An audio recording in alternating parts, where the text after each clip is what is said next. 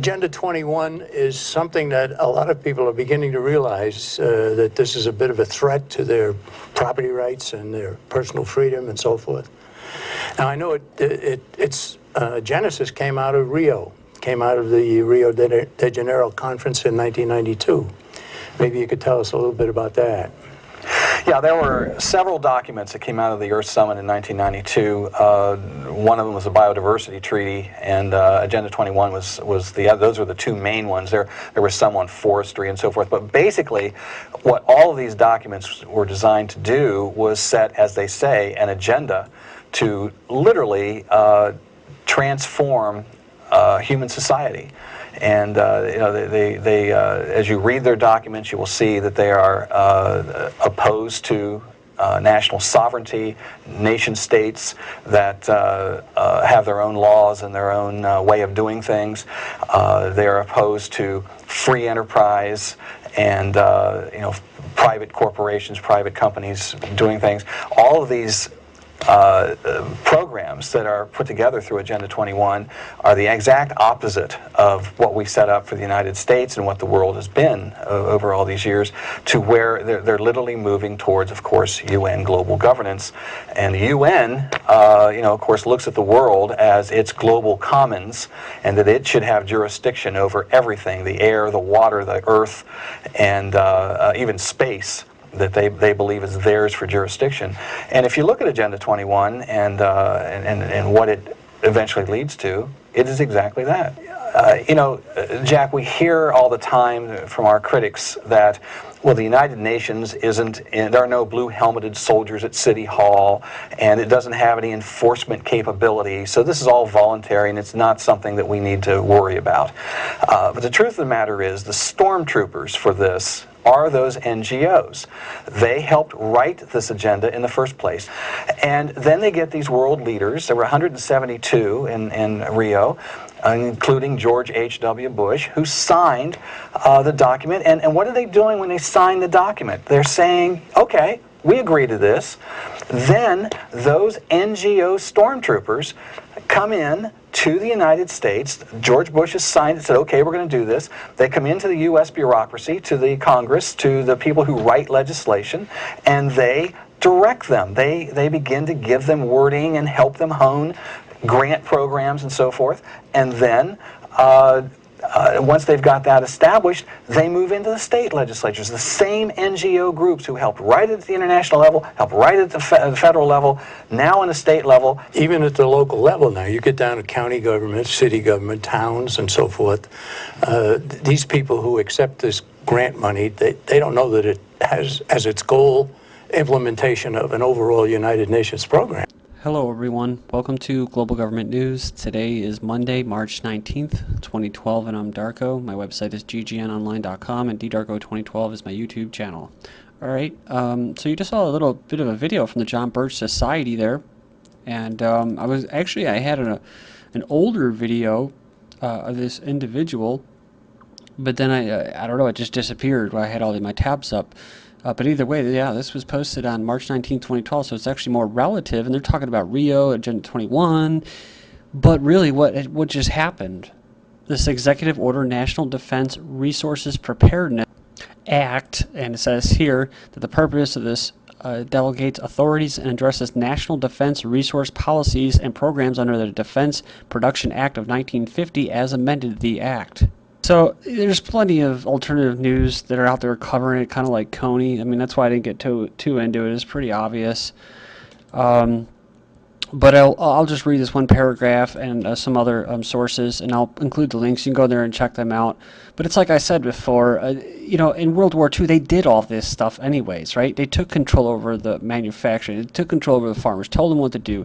Then you have Agenda 21 in the wings, which has already kind of de facto been installed, as you just saw right there in that first video, in the United States. So I think this right here is just to basically let the slaves know that this is what's coming, and to people that are quote truthers, conspiracy theorists, or alternative media, they're just going to jump on this and it's going to freak everybody out. You know what I mean? So I don't want to, that's why I don't want to do that. So anyways, it says here, United States must have an industrial and technological base capable of meeting national defense requirements and capable of contributing to the technological superiority of its national defense equipment in peacetime and in times of national emergency. The domestic, industrial, and technological base is the foundation for national defense preparedness.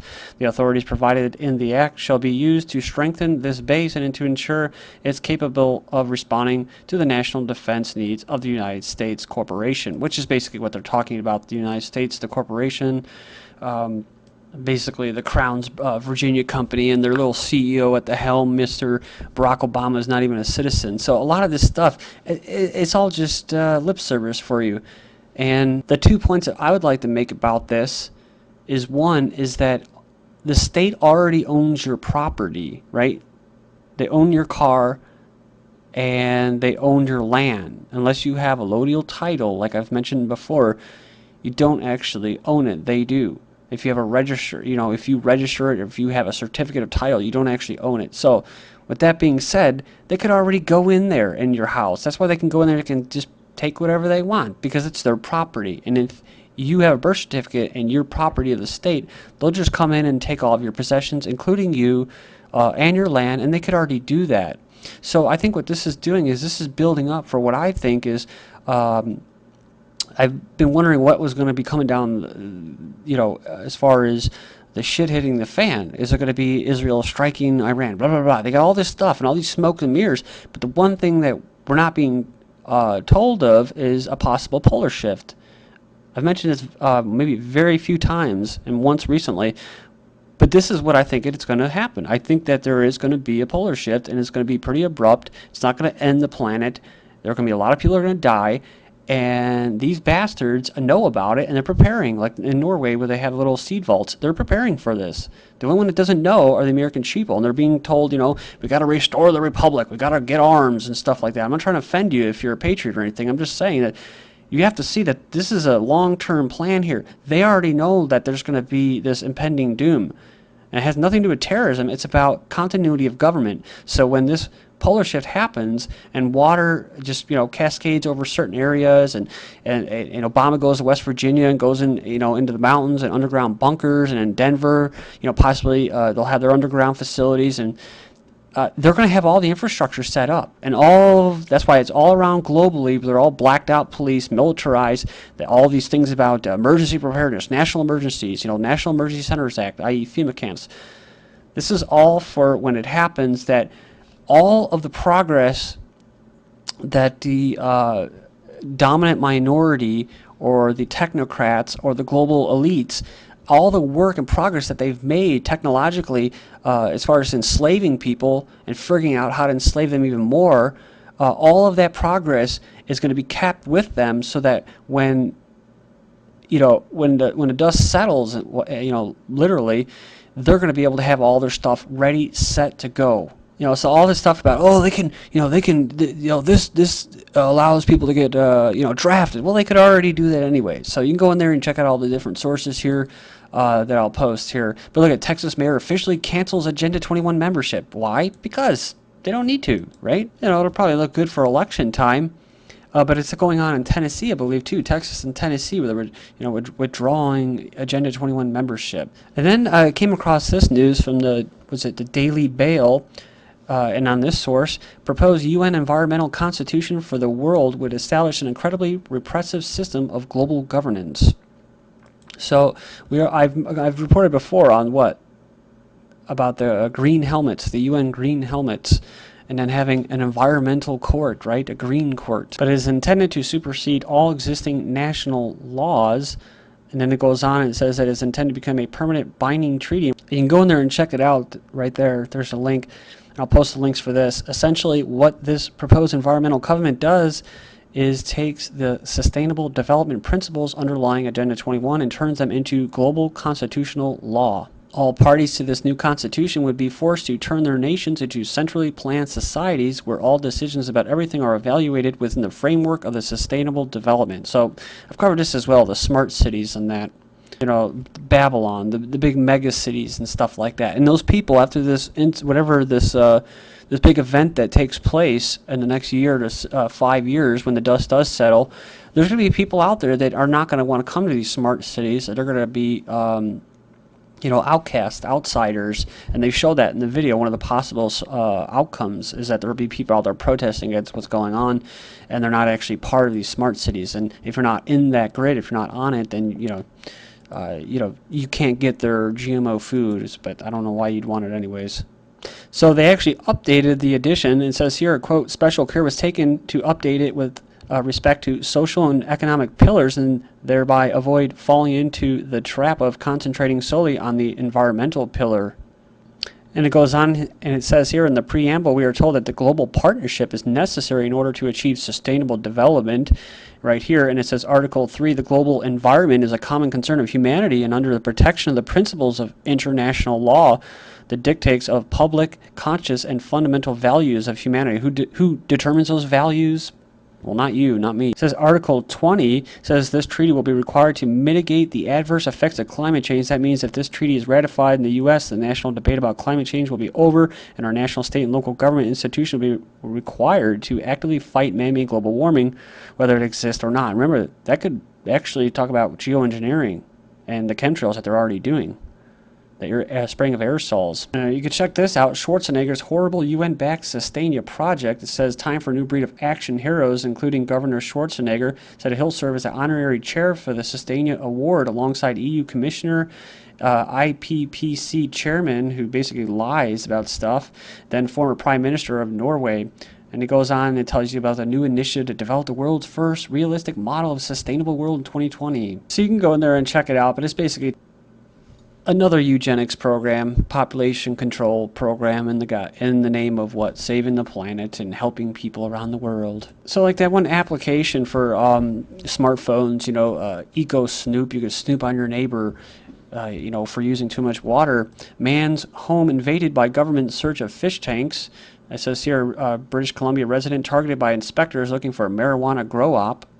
So the owner, 67, said he felt violated when local enforcement agencies knocked on his door while looking for a marijuana grower operation, and then forced him to pay for an electrical inspection and upgrade his fish tank operation. So even though he didn't do anything, while we're here, we'll slap you with this. And there's plenty of psychopathic douchebags out there coming out of college, ready to just to carry the banner, right, of this green movement.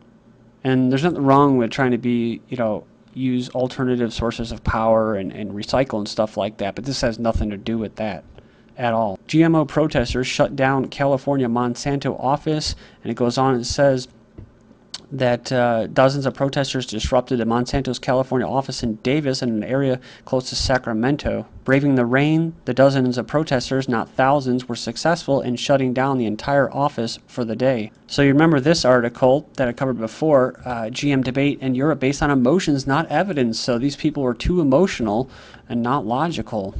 Then we have denying chemtrails is dangerous for your health. And it's a pretty good argument they're making in this article. It's basically talking about how asthma has risen considerably over the past 2 decades, and nobody actually asked about chemtrails, right? Morgellons, they never asked about aerosols. Scientists and governments have allowed some limited hangouts, partial disclosures on chemtrails or stratospheric geoengineering, framing it as experimental, as if they're not doing it. They openly discuss geoengineering as a potential solution for weather control and protection against global warming. So yeah, as far as the aerosols go, I'm actually wondering if that has to do with something with the polar shift too when this all happens. Are they actually harping or using scalar weapons? Are they actually trying to prevent this pole shift from happening? Or are they trying to make it worse? I wanted to show this video, but I don't want my video to get pulled, so go in there and check it out. Telstra insider drives tank through cell towers and protests, exposes dangers of electromagnetic frequencies. So the only other thing that can tick me off more than the aerosols, because I can't do much about it, I don't have a plane to shoot it out of the sky, is what? Are these ground towers, these cell and Wi-Fi towers? Check out the video with Barry Trower on ELFs. Yale researchers link cell phones used during pregnancy to behavioral problems, and that's what he talked about, saying that excites the brain. That in Africa, where they didn't have these towers, when they put them up, 100% increase in ADHD. The new study, radiation treatments create cancer cells 30 times more potent than regular cancer cells. This is GGN. Thank you.